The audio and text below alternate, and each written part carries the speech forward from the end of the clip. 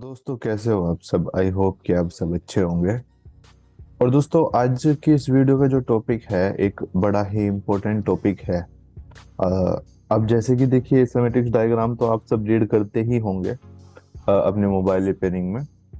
और जैसे देखिए आप मोबाइल रिपेयरिंग में आपने देखा होगा कि सेमेटिक्स डायग्राम को आप रीड करते हैं तो वहां पर बहुत सारी टर्म्स होती हैं लिखी हुई।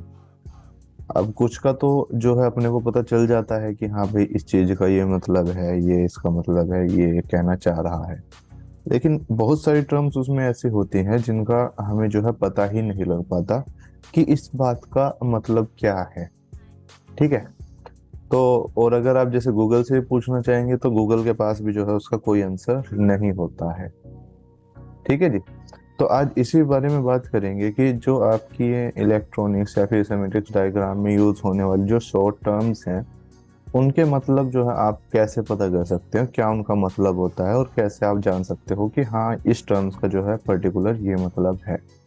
देखिए बहुत बार ऐसा होता होगा कि जैसे आपको कोई टर्म्स जो है समझ में ना आ रही हो तो आप भी जो है गूगल से पूछने की कोशिश करते होंगे।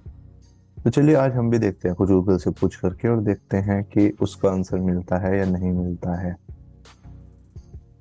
जैसे कि एक सिंपल सी बात यहाँ पे हम लिखते हैं, व्हाट इज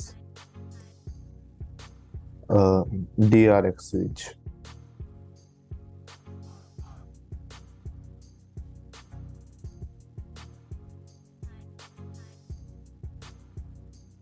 चलिए हमने यहाँ पे लिखा DRX स्विच।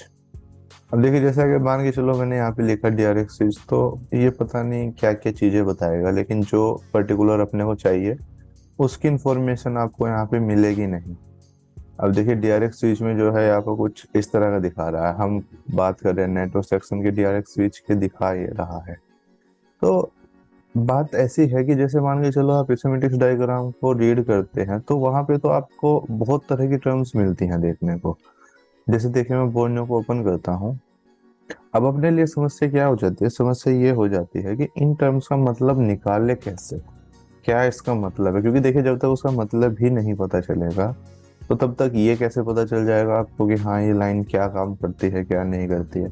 सबसे पहली बात तो यही है ना कि उसका मतलब पता होना आपको बहुत जरूरी है। अब मतलब पता कहाँ से किया जाए, अब गूगल के पास तो उसका आंसर है नहीं, तो फिर कैसे पता किया जाए। तो आज वही उस बारे में बात करेंगे। ठीक है, तो एंड तक देखना आप जरूर वीडियो को। अब जैसे देखिए यहाँ पे हमने बोर्नियो को ओपन किया, कोई भी सिमेट्रिक डायग्राम एक हम ओपन ओपन कर लेते हैं, कोई भी एक्स वाई जेड। अब ये तो आपको पता है कि चाहे चिपसेट कोई भी हो, एक्स वाई जेड कोई भी चिपसेट है, आपका एक्सिनोस एमटीके है या फिर आपका क्वालकॉम है, तो आईसीज तो जो है वो रिपीट होती रहती हैं आपकी। मान लो 6328 जो है आपके ओप्पो में भी लग रही है, 6328 वीवो में भी लग रही है, तो वो रिपीट होती रहती हैं। उसका कोई मॉडल से तो कोई ऐसा मतलब होता नहीं है। अब जैसे यहाँ पे आप देखोगे तो यहाँ पे एक वर्ड लिखा हुआ है B1 TRX। हालांकि अपने को इसका मतलब पता है कि ये बैंड 1 ट्रांसमिटिंग की बात कर रहा है यहाँ पे। बट लेकिन बहुत सारे ऐसे यहाँ पे होती हैं देखो टर्म्स जिनके बारे में हमें पता नहीं होता, और फिर अपने पास पर्टिकुलर ऐसा कोई जरिया भी नहीं है कि उसके बारे में हम जान सके। तो आज बड़ा ही इम्पोर्टेंट एक आपको बताता हूँ कि किस तरीके से जो है आप इसको फाइंड कर सकते हो। ठीक है ना।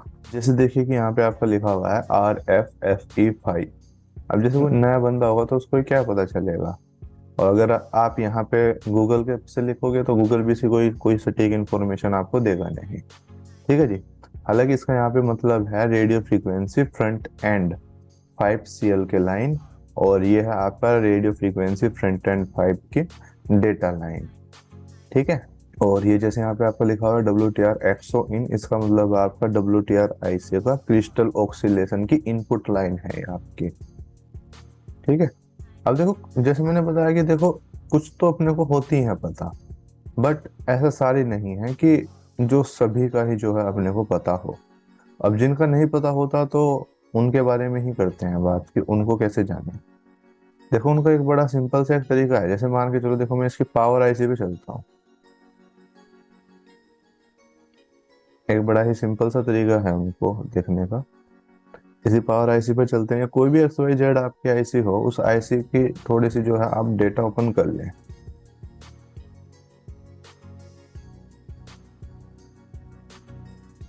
जैसे यहाँ पर देखोगे तो यहाँ पे इसकी पावर आईसी लगी हुई है, तो इसको कॉपी किया यहाँ से और यहाँ पे इसको पेस्ट कर देते हैं।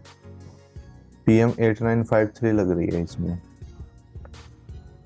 अब देखो, जैसे यहाँ पर बहुत सारे वर्ड हैं लिखे हुए यहाँ पे, अब इनका जैसे आपको मतलब निकालना है ना, तो एक देखो, एक बड़ी आसान सी चीज है। बोर्नियो ने यहाँ पर जो है एक आपको अभी अपडेट दिया है डाटा सीट का। पहले से जो है मतलब ये कुछ ऐसा होता नहीं था कि इसका यहाँ पे कोई डाटा सीट का इसमें हो, इन्होंने यहाँ पे ऐड किया तो एक बड़ी अच्छी बात है। पहले आपको मिलता था ZXW में, लेकिन अभी इसमें भी हो गया तो अच्छी बात है। अब देखो यहाँ पे क्या है, पावर मैनेजमेंट आईसी है आपकी PM8953। तो आप यहाँ पे जाओ पावर मैनेजमेंट में। अब देखो, हो सकता है कि पर्टिकुलर आईसी आपको यहाँ पे नहीं मिले, जैसे PM8953 है, तो हो सकता है कि ये आपको यहाँ पे ना मिले। 8952 है, ठीक है, लेकिन 53 नहीं है। तो अगर ऐसा कोई जरूरी नहीं है कि मतलब अगर ये आपकी यहाँ पे पर्टिकुलर नहीं है तो इसके बारे में आप नहीं जान पाएंगे। क्योंकि देखिए ऐसा होता है आपका कि जो ये मतलब चिप्स क्वालकॉम हुआ, MTK हुआ, इसके अकॉर्डिंग की जो आईसीज होती हैं, उनकी जो मैक्सिमम लाइन होती है मतलब 70-80% वो सेम सेम सी ही होती है। अब जैसे देखो, मैं यहाँ पर इसको कर लेता हूँ अपन, यहाँ पे PM यही कर लेता हूँ, चलो ये तो PMI है। किसी पावर आईसी को देखते हैं। ठीक है, जैसे कि यहाँ पे आप देखोगे तो ये तो एक PMI आईसी है, पावर मैनेजमेंट इंटरफेस आईसी। हमें देखना है यहाँ पे किसी पावर आईसी को, जैसे कि ये ले लो आप, ये भी ले सकते हैं आप, ये भी ले सकते हैं, इसको ले लेते हैं PM8994 को। अब देखो इसी से सारी डिटेल निकल जाएगी। कैसे निकलेगी अब देखो जरा। ये सारी डिटेल ऐसे निकल जाएगी आपके, जैसे यहाँ पे इसकी डेटा शीट आपकी ओपन होगी, तो इस डेटा शीट में आप थोड़ा सा नीचे जाइए, तो यहाँ पे सारे कंटेंट मिलेंगे कि क्या क्या जो है इसमें आपको मिलेगा, मतलब इस डेटा शीट के में आपको मिलेगा। ओके, फिर आप थोड़ा नीचे जाएंगे तो आपको जो है ये इसका यहाँ पे ब्लॉक डायग्राम मिलेगा पूरा का पूरा। अगर आप कहोगे तो इसके ऊपर भी जो है मैं बना दूंगा वीडियो की हाउ पावर आईसीआर वर्क, ये जो ब्लॉक डायग्राम है कैसे इसको समझा जाता है, तो आप कहोगे तो इसके ऊपर भी बना देंगे वीडियो। ओके, अब देखिए यहाँ से जो है इसके जो फुल फॉर्म है वो निकलने शुरू हो जाते हैं। जैसे देखिए यहाँ पे लिखा हुआ है आपका ADC analog digital converter, BBCL के बेस बैंड क्लॉक। अब देखो बड़ी इंपॉर्टेंट सी चीज दिखाता हूँ आपको, आप भी देखो जरा, इधर देखिए यहाँ लिखा हुआ है MSM BBCL के 1, MSM BBCL, ये BBCL के 1 EL। चलो देखो ये BBCL के है, अपने को उसका मतलब नहीं पता चल रहा था, तो देखो यहाँ से लग गया ना पता कि बेस बैंड क्लॉक। ठीक है, इसका ये मतलब है। और आईसी जबकि सेम नहीं है, ये है 8994 और वो है आपके 8953। ठीक है, अब और दिखाता हूँ मैं आपको, जैसे BBCL के हो गया, इसमें आपका और बहुत सारी चीजें होंगी, जैसे इसमें PS होल्ड हुआ, पावर और निसेट सिस्टम हो के, ये सारी चीजें देखो इसमें दी हुई होंगी। GPI general purpose input output, ID identification, LDO लो ड्रॉप आउट रेगुलेटर। देखिए यहाँ से जो है सारी फुल फॉर्म निकलना शुरू हो जाती है। ठीक है जी, PWM देखो ये आपका पल्स विद मॉड्यूलेशन। अब जो देखो इधर देखो, यहाँ लिखा हुआ है आपका SPMI CL के SPMI डेटा। आपको मानिए चलो इसका मतलब नहीं पता चल रहा था, तो इधर मिल गया हमें SPMI। इसकी जो फुल फॉर्म होती है आपकी सीरियल पावर मैनेजमेंट इंटरफेस। और डेटा का मतलब क्या है, तो वो तो है ही, आपको पता है, वो डेटा की लाइन है। ओके, तो देखो इस तरीके से मतलब सारी जितनी भी है मतलब वो फुल फॉर्म यहाँ से आप फुल फॉर्म निकाल सकते हो। वो भले मतलब आईसी मैच ना हो, लेकिन एक चिपसेट की हो तो उसमें ऑलमोस्ट मिल जाती है जिस जिसकी भी जो है आपको जरूरत है। अब आपको अगर ये देखना है कि भाई कौन सी इनपुट है कौन सी आउटपुट है, तो उसके लिए देखो ये पेज होता है आपका, ये बड़ा इंपॉर्टेंट है। देखो अभी ये क्या सिखाता है हमें, देखो इसको रीड करने के लिए, मतलब इस शीट को रीड करने के लिए हमें ये पता होना चाहिए कि यहाँ पे ए आई का मतलब है आपका एनालॉग इनपुट, ए ओ का मतलब है एनालॉग आउटपुट, डी आई का मतलब है डिजिटल इनपुट, डी ओ का मतलब है डिजिटल आउटपुट, पी आई का है पावर इनपुट, पी आई का पावर आउटपुट, और जेड का है हाई इम्पीडेंस। ठीक है जी। और ये जी एन डी पी, इसका है पावर ग्राउंड, ये कॉमन ग्राउंड यानी कि सभी के लिए, और ये किसी पर्टिकुलर के लिए। तो इन बातों का हमें पता होना चाहिए। ओके, अब जैसे देखो यहाँ पे देखो, जो इसमें आपका S3 स्विच है किस नंबर का है, 61 और 62 नंबर की जो बॉल है जो जुड़ी हुई है आपकी S3 स्विच से बक के, ये लाइन किसकी है आपकी, पावर आउटपुट की। VREG S3 किसकी लाइन है, एनालॉग इनपुट की। VDD S3 है पावर इनपुट की। ठीक है, इनपुट आउटपुट देखो यहां से लगते हैं, आपको पता, और मैं दिखाता हूं आपको। जैसे ये हुआ आपका VREG S11, ये क्या है आपका एनालॉग इनपुट।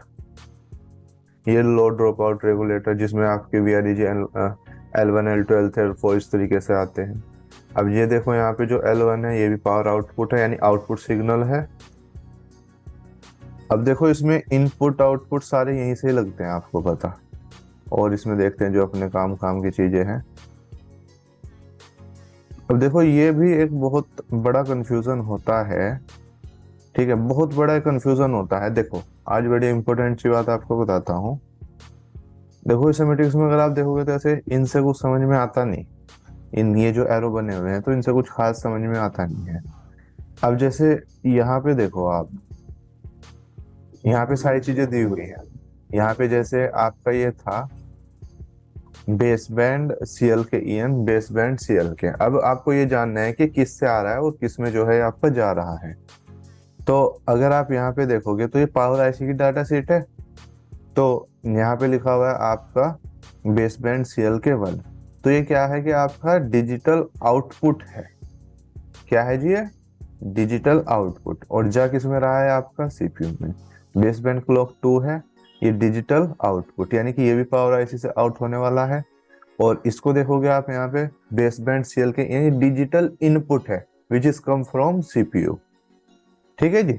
तो ये बड़ी ही इंपॉर्टेंट चीज मैंने आपको बताई है, और आई होप कि जो है आपको समझ में आ भी गया होगा कि किस तरीके से जो है हम इन सब आईसीज के मतलब निकालते हैं।